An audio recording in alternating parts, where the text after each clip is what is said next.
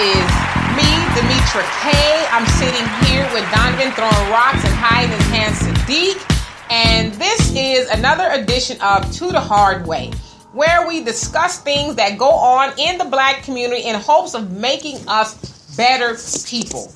With that being said, over the last weekend or so, there's a video by Childish Gambino, also known as Donald Glover, called This is America. Now, in this video, we're going to go ahead and show a clip of it.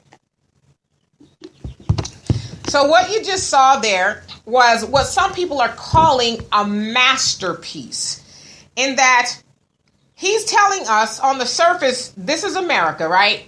But we're watching him dance, but we're being distracted actually by watching him dance because we're missing all of the other things that are going on behind him. Now, if you notice in the first scene of the video when he's dancing and he walks up to the guy and then he does a pose and then he shoots the guy in the back of the head, that went over a lot of people's head because what it actually is there's a I guess I want to say like a caricature of a Jim Crow figure back in the day. And he was kind of posed the same way. And so he, emulated that.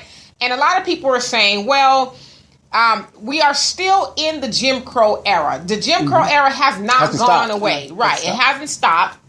And so as the video progresses, now, of course, there's a lot of things going on, but these are the things that stuck out to me. Now, as he goes to the next scene, as you see, he's dancing again and the choir's singing behind him. And then somebody hands him a gun and then he turns around and he shoots the whole choir and kills them. And so people are saying that signifies what happened in Charleston. The people were in the church praying and then they were murdered. Now, also, if you take notice how the guys who were taking the gun away from him, how they're handling the gun with care. They're, handing it, opening up a towel, and then they're closing it up carefully, and then they're, kind of running away with the gun. And so some are saying that signifies how America sees gun and gun control and the gun laws. Like, we're going to baby and protect these guns, handle them with care, but we're not focusing on the real issues of why people are doing what they're doing, whether it's white supremacy, it's mental illness, whatever, a lot of killings in the urban areas. So obviously that's open to interpretation. Now, another one that went over a lot of people's heads is also when he's dancing, you notice, but you don't notice at first. You got to watch this video a few times. A white horse is walking by in the video, and the white horse is being escorted by a police car. Now, for those of you guys who are kind of versed on religion and the Bible, it says that death or the white horse signifies death.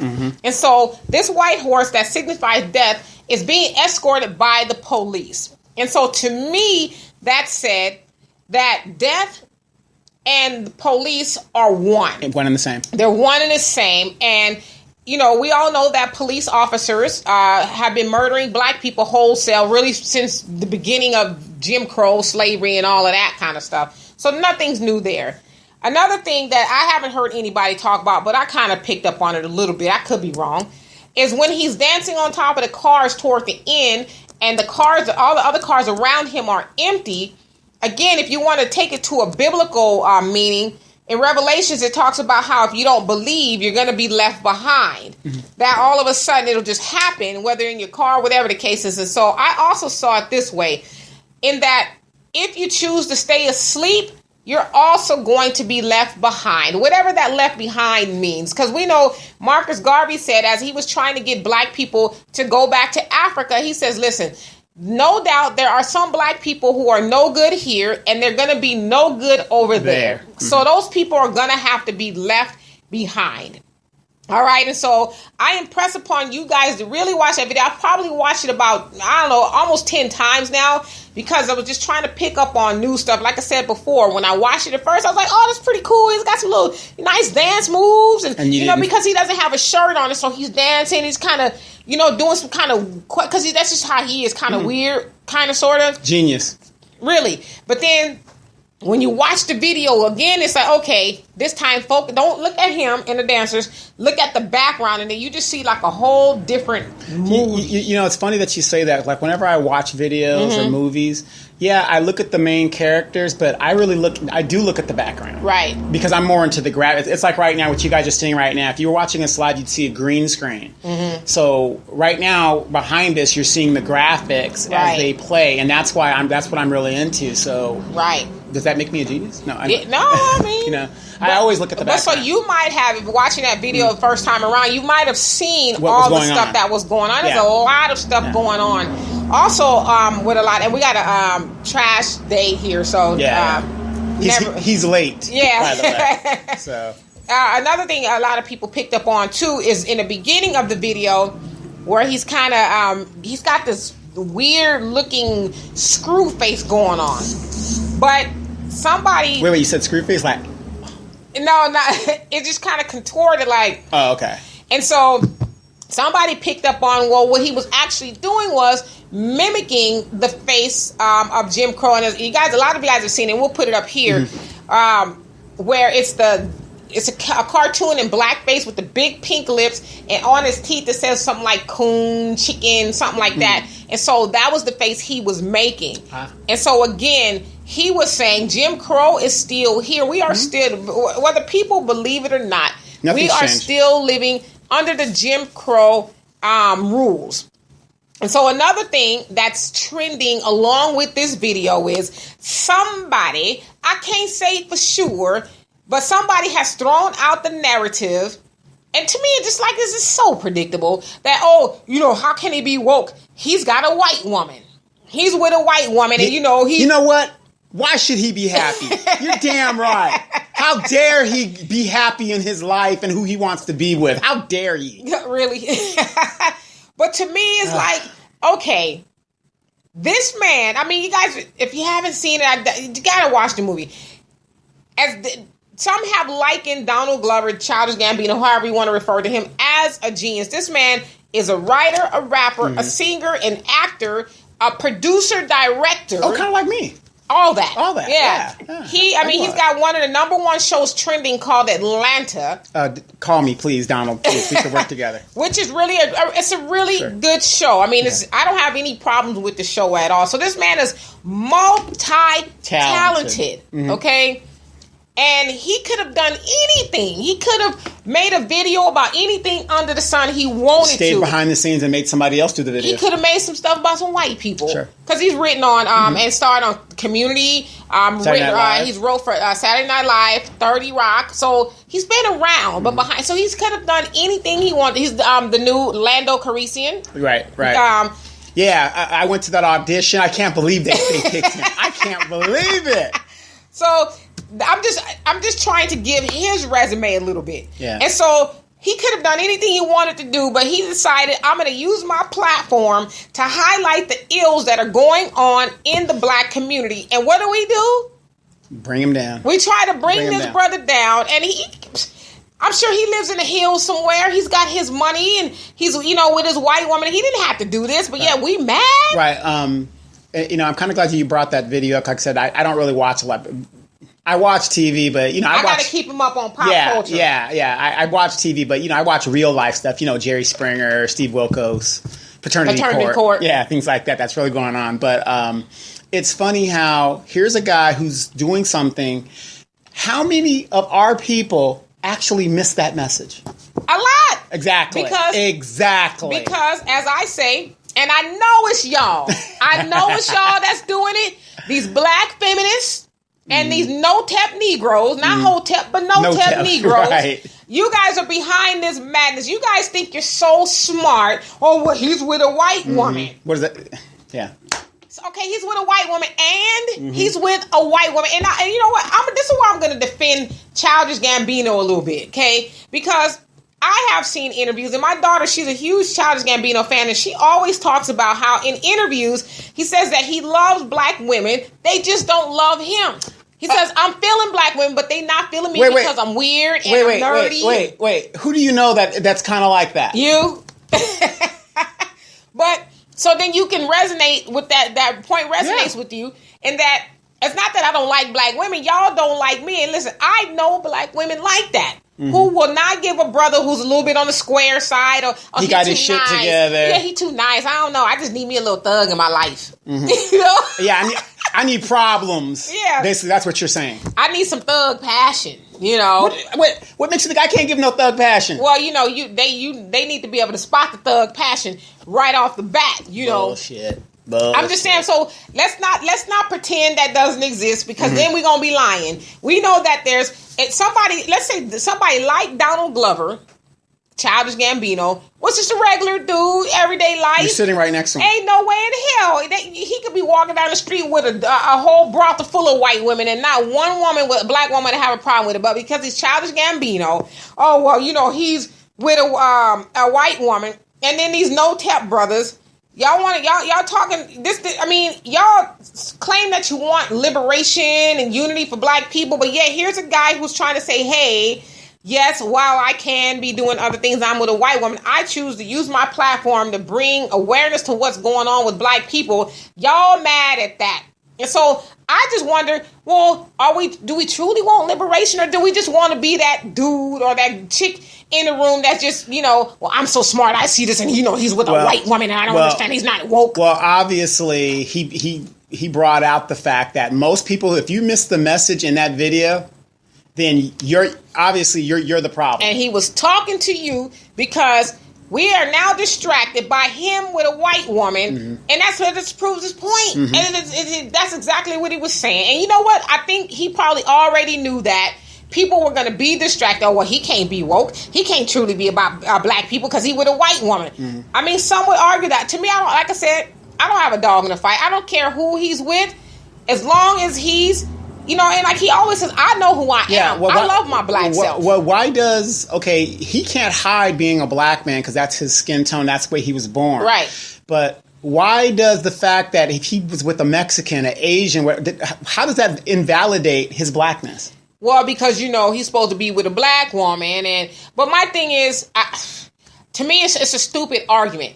And like I said, too, it's the same thing they did to Nate Parker in The Birth of a Nation. Not really, but, you know, especially with black feminists, they brought up a 17-year-old rape allegation that he was acquitted of. And it helped tank the guy's movie. And the point that you made a couple weeks ago, now the dude can't even get funding or financing for any of his other ventures because, you know, these black feminists, y'all got on board with these white people, and y'all helped sink this brother. And I mean, we all should have been seeing Birth of a Nation and taking something from that. But instead, the fact that he was charged 17 years ago with a rape that he was acquitted of, that overshadowed the whole thing. Which doesn't make sense to me, because how many of you black women out there are with these thugs that have been in and out of jail? Listen, mind your business. You see what I'm saying? but that don't make no sense. Mind your business. You're gonna hold this guy 17 years ago, but yet you're with the dude that keeps going in and out of jail. Well, he's black. Okay, gotcha. Okay. Gotcha. No, I know. It's crazy. I agree, and to me, it's just. Like, I'm not even going to have that discussion with nobody on that page no more. I'm done. Right. I'm not discussing that with people. You know, you wanted to argue about why, you know, Childish Gambino's with a white woman, because he want to be with a white woman. Right. And to his point, if some of these black women would stop being so damn judgmental and talking about he too nerdy, he too weird, and he too this and he too that, then maybe this wouldn't be an issue. But you would expect the man to be single and lonely for the rest of his life? I mean, what are you bringing to the table? Why are you sitting up here talking about this man and his white woman? What are you and your black woman doing for black people? Right. Well, what are you doing besides pointing the finger at people who are actually doing something? How many times have I told you I'm this close to get me a white woman or something different? And the only reason why you don't do it is because you want me to stab you. Well, that, you know, and you keep sending me those encouraging videos of your sister. I'm like, one day, yes. Keep hope alive, brother. Keep hope alive. You keep those videos going. I can imagine that. Keep hope alive. Oh my Lord. But no, you make a good point. But before we forget, coming up is Mother's Day, and you are a mother, so I'm a mother. No, I'm just So happy Mother's Day to Thank you. you. And, I don't know if you guys have been paying... and then tomorrow is your birthday. So yes, happy birthday to you. Yes, it is. Yes, I'll be 38. You a damn lie, too. You're a 38 damn lie. No, wait. Yeah, wait. Nah. No. Okay, yeah. I'll be 38. Yeah, I'll be 38. You up there, brother, but you ain't old enough to be having no amnesia. Okay. No Alzheimer's. But for those that haven't been paying attention, your hair grows fast. I know. I got to cut it again. I just think that this morning. I was like, damn, I got to pat it down. I was like, golly, you pretty much get ready to twist it and stuff again. I was like, it's only been like, 2 weeks? I might keep it low, though. Yeah, no, I think you should. It's going to be hot. It's going to be a hot summer out here. For those of you guys who don't know, we are on the precipice of the Mojave Desert, which is Riverside, California. We're on the precipice of hell. Okay? Yeah, so it's going to be pretty hot. So, but yeah, gosh, that's a very, very, very good point. And so we're going to transition from that point. So just leave Childish Gambino alone. Let him do his thing. Let him keep bringing awareness to the things that are going on in our community. And that's another thing, too. People don't realize, like the Kaepernicks and all these other people who are putting it on the line, they don't have to do that. Right. They could go and disappear and be that black dude in white suburbia somewhere and say, oh, those Negroes are having problems, but not me. But they don't do that. They come out and say, you know what? I'm not going to use my privilege for something that doesn't help everybody. I want to help everybody. So leave him alone. Right. No, well, I'm going to have to disagree with you on that. Don't leave him alone. Continue to try to figure out what he's trying to say. Right. Because a lot of you people missed it. Right. Exactly. And so what we also going to do is we're going to transition to something that's been trending it's kind of been trending a little bit. The hashtag is vacationing while black. And what that means is, a couple days ago... Are they bringing back Freaknik? No. Oh. Damn. You wish like, Donovan, you going to come back and do the show and I'm in Freaknik. Yeah, I'm gone. But so anyway, in Rialto, California, not too far from here, 3 black, I think they were black women, were leaving an Airbnb, and a white lady, I guess a neighbor in the neighborhood across the street, she calls the police on them because she thinks that they're robbing the house because they're leaving the Airbnb now, so they're getting their luggage and stuff in the car.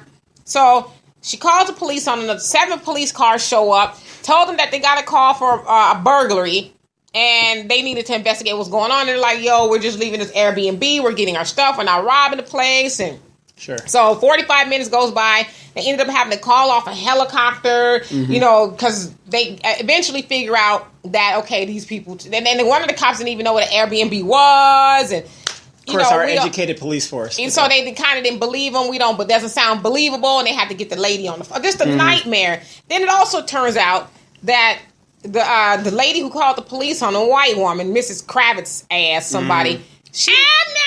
Right. She mad because they didn't wave to her. The cops? No, the white lady's mad because the black people who were in the Airbnb getting ready to leave didn't wave to her. So she weaponizes the police on them. Why would you wave to somebody you don't know? This ain't the South. Well, I guess she figured, since they didn't wave to me, they must be up to no good. Oh, so that was her litmus test to see if they were good blacks versus... I guess. And, she never seen them in the neighborhood. And then one of the other neighbors says, well, we didn't know. They didn't tell us that they were having guests over. I got to tell you what I'm doing in my house. Right. And so then it turns out that one of the girls was actually Bob Marley's granddaughter. What's her name? Denisha Prendergast. Yeah, he has a lot of grandkids. And she's a filmmaker as well, so I don't know what they were doing in Rialto, but turns out that's who she is, and they're just bewildered, like, wait a second, seriously? Like, she said at first they thought it was a joke. Right. They laughed about it, but then... Like, wait, what's going on here? When they told them to put their hands up and all this, they're like, okay, hold on. They're waiting for the cops to start stripping and stuff. Right. And then so... We're starting to see this more and more. But have you noticed that when the people that are doing this are of the old guard that are making these calls? Yeah, but you're seeing it in stores. You're seeing it everywhere. These white people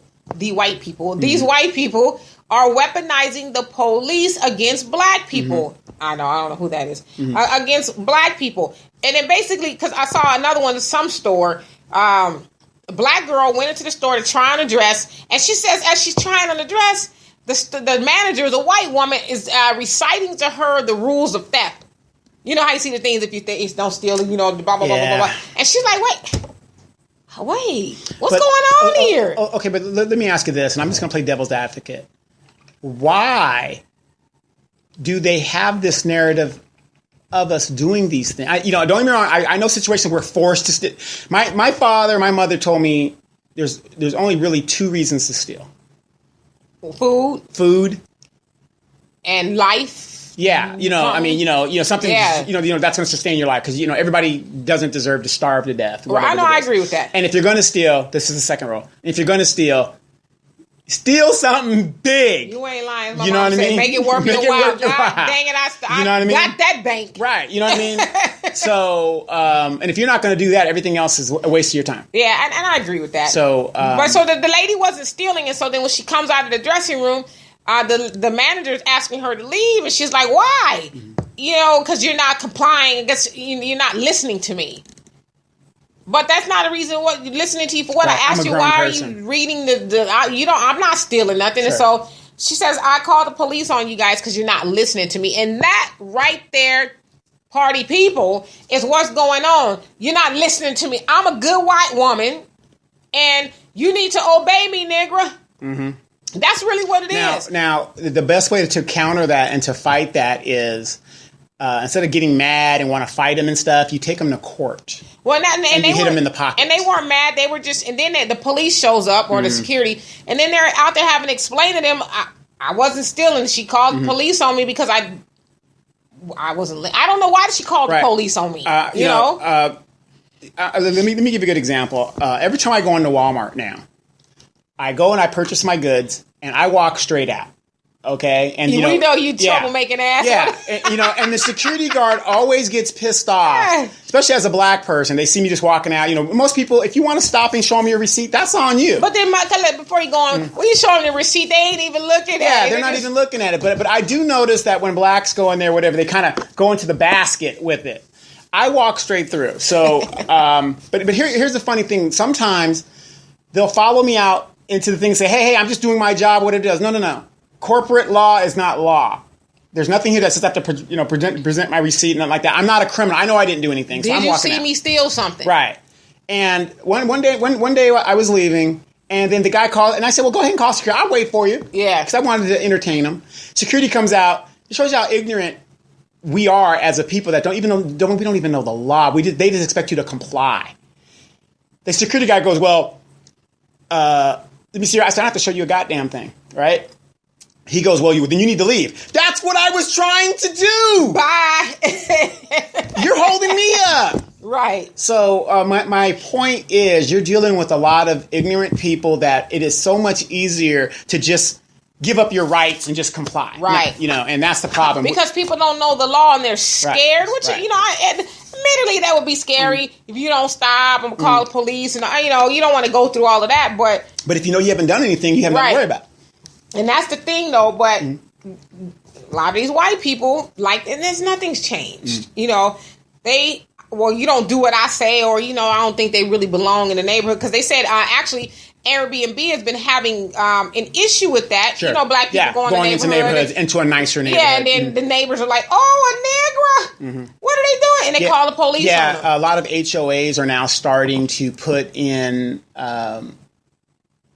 verses, or what do you call that, in terms of in their agreement where you can't do Airbnbs in areas. And, they're just trying to keep their thing whiteness and keep it cool. Because, and I could kind of see both sides of it, because it's kind of hard when you're complaining and, the houses are being robbed and you don't understand why, or, who's in the neighborhood. Yeah, I mean, I guess I see both sides of that too, but why not just, what happened to just being neighborly? Yeah. If you feel like there's something going on, who are you? Who are you? But then I would probably get offended too if you came and said to me, who am I? And I'm doing the right thing. Well, no.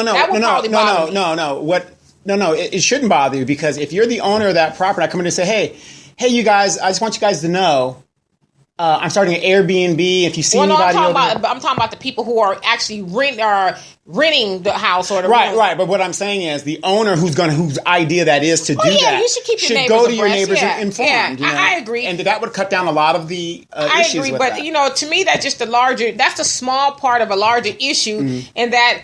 a lot of these white folks are just weaponizing the police against black people. Absolutely. They're using their tax dollars. Right. And again, as we talked about before in the Stephon Clark issue, the guy who called the police said he would never, ever, ever call the police again because he never in a million years thought that they were going to go murder a dude in cold blood. Never thought that. And speaking of Stephon Clark, and I don't want to hijack your segment, but go ahead. Did you hear about George Zimmerman? Yes. That he finally, it was a misdemeanor. They got him on stalking and terroristic threats, I believe it was. So now we're not talking about the one terroristic threats and stalking in 2012 when he killed Trayvon Martin? No, we're talking about it happened in 2017 in December. He called. And who was it? Some guy, a reporter they're doing a documentary on what happened to Trayvon, and they wanted his opinion or whatever. And they called him one time, and Zimmerman ended up calling them like 21 times back, sending them emails, Facebook, all kinds of stuff. And they basically charged him with stalking and terroristic threats. I bet you the man was white too. Most likely. So. Because you got to think about it. Most black people, we don't do documentaries on atrocities that happen to us. Well, we do. We do, but so I guess murdering a little boy, and stalking and hunting him wasn't enough to be. That's America. Yeah. As Childish Gambino says, this is America.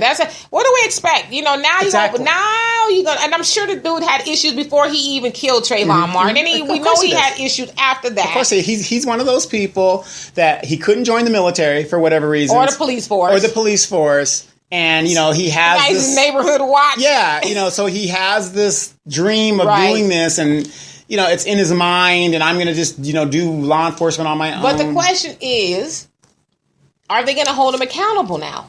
Well, because it's a matter of time before he actually kills somebody again. Well, or he gets killed. No, I doubt it. Right. I mean, golly, it's like, what is it going to take? But what's it going to take is for us to stop doing the bullshit that we do. And I'm going to give you an example. We got to stop robbing weed stores. We've got to stop. No, you know what I mean? On a whole. I didn't expect that. Yeah. I mean, okay. Because a lot of black women are getting records for doing dumb shit. We got to stop. We talk about it on the show all the time. Get on the right side of the cannabis situation because eventually they're going to run you guys out of business. So you're saying basically that would be the antidote to people like Zimmerman, or was this? Well, what I'm saying is the stereotypical fear that we're doing to put us in that. Oh, I get what you're saying. Well. Yeah, and I think that's what we need to deal with is stereotypical, and that stereotype didn't come from black people. No. Now, admittedly, we do some silly dumb stuff. Shit. We do dumb shit. We could be walking down the street on a cool Sunday afternoon with two Bibles in our hands and doing all of that with Jesus. Yes. And it's going to be some white woman or some white man who feels like we are in threat, or we are a threat to them, and then they'll perceive it some other way and call the police, and then they don't need to answer for all of that. They don't even have to call the police. The police will say, my life is in danger, so I'm going to kill you.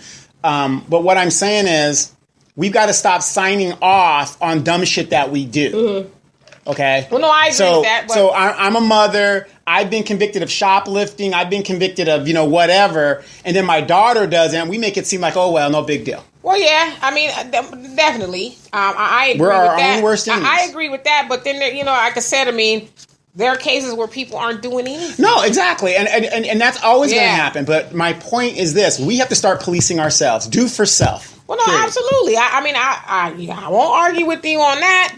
But I just think, we need to be very cognizant. And this is where I get mad at us as black people.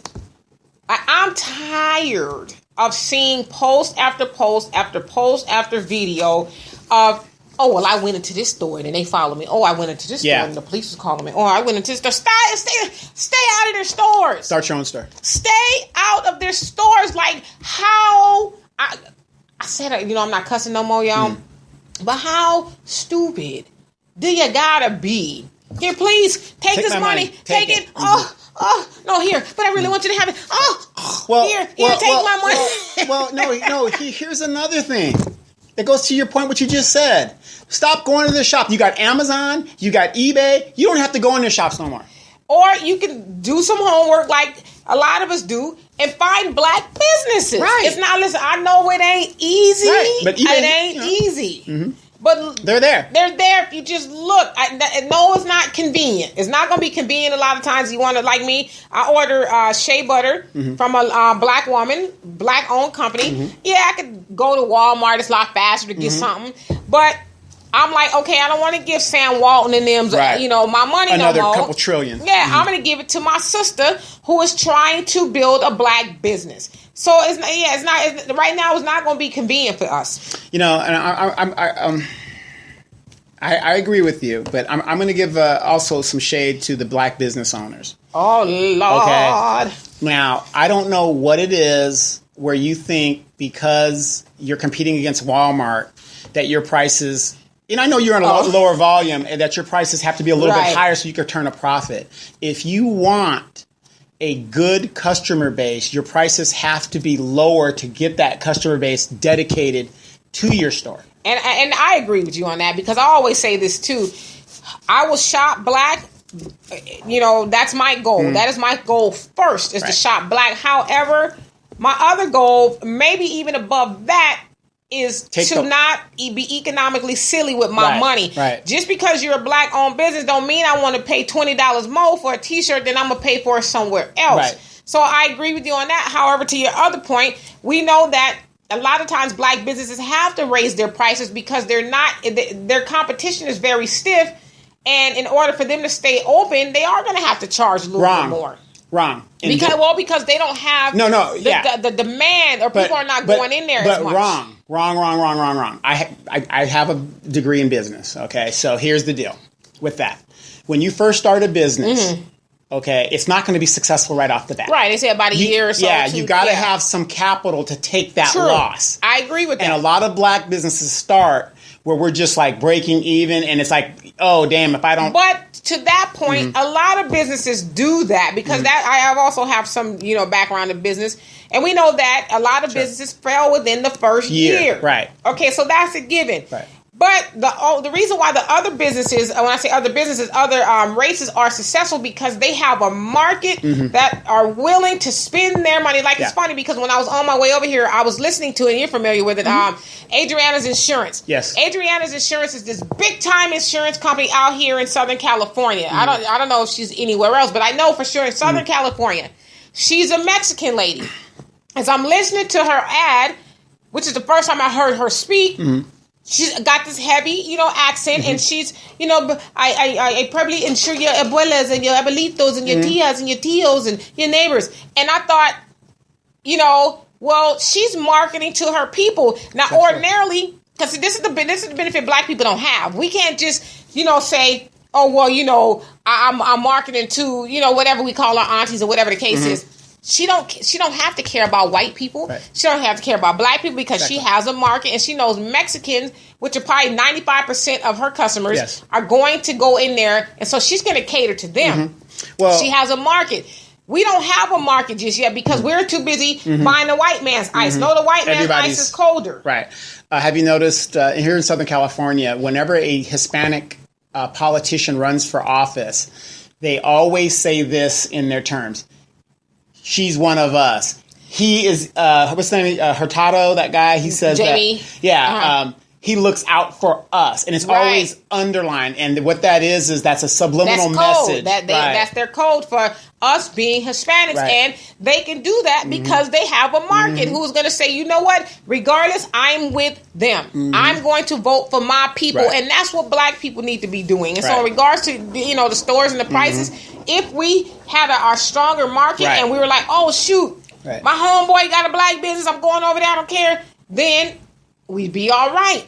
Right. But again, not everybody, it could be a good businessman. Yeah, you could be a sorry-ass businessman and be president of the United States. We already see that. But my point is, when you start a business, you are going to take a loss, and you're taking that loss to build that dedicated customer base if that's what you have to do. Right. If you don't have the capital, you should not go into business because your business is going to fail. Do you know if that Black Beauty Supply is still open off of Paris? I'm not sure. I haven't heard anything else about it. I don't think it is, but I could be wrong. But to that point, how many people are going to go over there opposed to going to Walmart, the Asians or Walmart, or Sally's, beauty supply. So, so. And that's all I'm saying. You can't just come in and say, okay, after you do all your expenses, you say, okay, I'm breaking even. I just made it. Now, if I raise my prices $3 more than Walmart, you're not going to get a dedicated base. Well, no, I agree. We got to keep it reasonable. Yeah. That I agree, but they can only keep it reasonable if they have a good flow of people going in there. And that to me, I think that's pretty easy to follow. Another good example. It's like that soul food place that just opened up on Frederick. On Frederick's. Frederick, You know, their prices are super high, and we're not super high, but they're kind of a little too high for what they give you. Proportion. High, and for what though? Okay, yeah. Okay, I get a brisket. It's 3 pieces of brisket and some coleslaw. Right, $17. You would lie. It was $17. $17 because I don't eat meat. Yeah. So how big is a brisket? Well, the brisket, it was about that big. Like a slab of meat. Yeah, it's like a slab of meat, and it was okay. Was it good? I could have fried, $17? $17. I'd have spun on my heels at 360 and be like, I haven't been back since. Now, that's a lot. Right. I mean, you go to lunch every Tuesday and we don't even spend that for two. For 2 people, exactly. And that's what I'm saying. We're unrealistic in our expectation of success. You know what I mean? And then we're the first to complain about niggas don't support us. Well, and I think too, maybe sometimes we just need to start small. Yeah, offer something small that won't price you out or kill your cushion. Yeah. Just start small and then build from that point. That's what I'm saying. And people always look at it like, okay, let's get an example like the Asians. They do Chinese food. You can get a two thing plate and whatever for $7. When we go to our Thai market, how much do they charge us for a lunch special? And that place is packed. Yeah. Every lunch hour. Fighting for seats. No, we were here first. Yeah, we were. But a good meal with soup and everything, $7. Well, and to your point too, because that restaurant that you spoke of earlier, I won't say their name because I don't want to kill them. They're right up the street.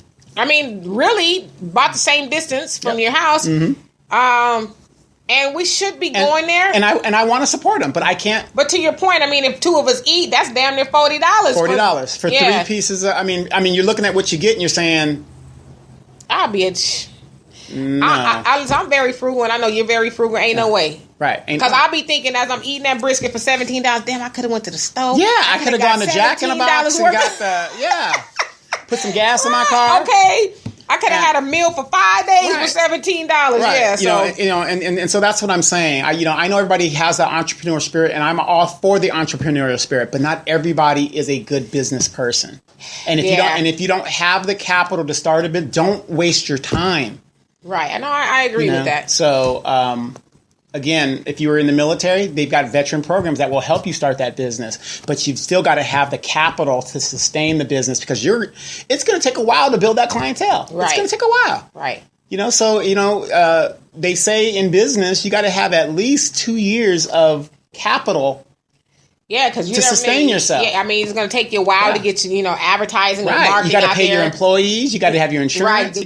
Good flow, consistent people coming through. Because to your point, and I mean, I know we got some background in business, but I mean, you know that if you pricing your food at whatever $17, most people, unless it's just like the Bomb and Uncle Ben or whoever. I mean, Applebee's doesn't. I can get a whole steak at Applebee's with the sides and everything and a drink. But I'm saying it's got to be spectacular because you want people to come back. You don't want people to say, "Well, it was all right, but shit, I'm not going back there and paying no $17 for no plate." Yeah, and you want people to come back. So make it to where people are like, you know what, every time it's I a little eat expensive, out, but it's good. I'm coming back. Right. I'm bringing my friends. Because that would be me. I'm sorry. Right. I'm not going back. I just can't afford it. I mean, technically, I can't. I'm not throwing my money away. You're looking at the receipt like, I was like, where? What I get? This is 3 pieces of meat in it. But then we're the first about black people. We don't support each other. Well, I want to support you, but I can't. It's just that doesn't make any economical sense for me to buy a $17 plate. Yeah, I just take my ass to Winco. Right, I can go to Winco and get me some wings and be done with it. Right, whatever. So for $3. So, but yeah, that market and and how they're doing that, we got to start How much time we got on here? We got 5 minutes. Okay, because I want to do a D&D segment, but I don't know if we should carry. You think we'll be able to do it? Yes, absolutely. All right, so we have a little part in the show where people sometimes ask us questions or they want our opinion on something, right? Mm-hmm. And so somebody brought this to me. So this is the Ask D&D segment, right? All right. So I'm listening. This question, I guess I'll go ahead and preface it first. A woman was out to dinner with her boyfriend and her sister. Her sister and her went to the bathroom. Mm-hmm. Upon coming back from the bathroom, the sister saw her sister's man put his phone hurriedly back in his pocket. Get off the phone, put it back in his pocket. So as they're approaching the table, the sister tells the sister with the boyfriend, I saw your man put his phone back in his pocket, and, he looked like he was, I don't know why. He was sneaking. Right. And so she runs up on her boyfriend and says, my sister told me what I just told y'all. Mm-hmm. And so basically the person who brought the scenario to me wanted to know, basically they asked me, do you think he's cheating? And I said, my issue is not whether he's cheating or not. Mm-hmm. My issue is that her sister is nosy as hell. Right. She should have told her sister to mind your business. Just because somebody is hurriedly, okay, now on the surface it probably looks bad, but that's not indicative that somebody is cheating. Maybe the man was ordering you some roses or something, or anything could have been going on. So basically, you're saying the proof is in the pudding. The proof is in the pudding, but my thing is, what happened to telling your sister to mind her business? Because what her sister did, in my opinion, was cause dissension in her relationship. Because then you stupid enough to run up on your man with something your sister told you. Now, were these sisters raised by a ghetto mom who loves the drama? That doesn't sound like. But maybe the drama's involved. Right. But I told the person who told me, had that been my sister, I'd been like, I love you, but you need to mind your business, because him putting his phone back in his pocket and stuff, that doesn't mean he was cheating. Maybe he was having a conversation with somebody else he didn't want me. It could have been his homeboy. It could have been anybody. What if he's a CIA agent? You don't know. Right. It could have been anything. So now, here you are about to plant a seed of doubt in my mind about my man, and then I'm going to be stupid enough to run up on my man with the info. Well, my sister told me. Mm-hmm. She saw you. How does the sister know that maybe the sister doesn't want to get with your man? There's all kinds of you're stories. The second person that said that. I mean, I don't know. I mean, that's always a dream of mine, to get two twins. You're stupid. I don't rule that out. However, to me, I'm like, how did you get past the point of telling your sister just mind your business all the way to, girl, I'm going to say something to him? Because now if you're a dude, what would you be thinking if your girlfriend came up to you and said, my sister says she saw you put your phone all up in your pocket real fast? What would be going through your mind? I'd have been like, bitch, are you going to believe me? Or your damn sister. Bitch, are you going to believe me or your sister? You know what I mean? And then also, I would be defensive. But wouldn't you be thinking now, okay, now I'm dating the sister. Now, I'm dating my woman, but her sister is all up in our business. Yeah. And every time I see her, I got to be wondering if she's watching me, if she's putting ideas in my woman's head. All that stuff is going on. Yeah, I don't give a damn what her sister's saying, because I'm in a relationship with her. Would that be a turnoff to you? If yes, no it would. Came up to you because my woman is showing me that she's very insecure in who she is, and that she could be easily strayed by something with absolutely zero proof. Exactly. And then you going all up and around the family functions and stuff, and you got to worry about how many people has heard her sister. That rumor. Yeah, mm-hmm. I seen we was at the bar here. He was probably cheating because he put his phone away all fast, and it's like, why? And I said, to me, people like that are not ready to be in a relationship. Exactly. You don't need to be in a relationship. Yeah, if you're an insecure person, you should not be in a relationship. Because if he was cheating, he damn sure cheating now. Mm-hmm. Exactly. If he wasn't cheating, he is now. And you hear it all the time. You're accusing me, I might as well do it. It's like, grow up. That baffles me. And these are people who are like probably 40 or so. And they're probably getting it from their mama who loves drama, who was involved in drama, just into that. Drama. Because when you're secure in yourself, you don't worry about a damn thing. Because I know this stuff is good. Yeah, well, somebody came to me with that. I'd be like, until further notice, I don't know what that man was doing. Somebody put a post up yesterday. How do you know your man is cheating on you? I said, when you get proof. Right.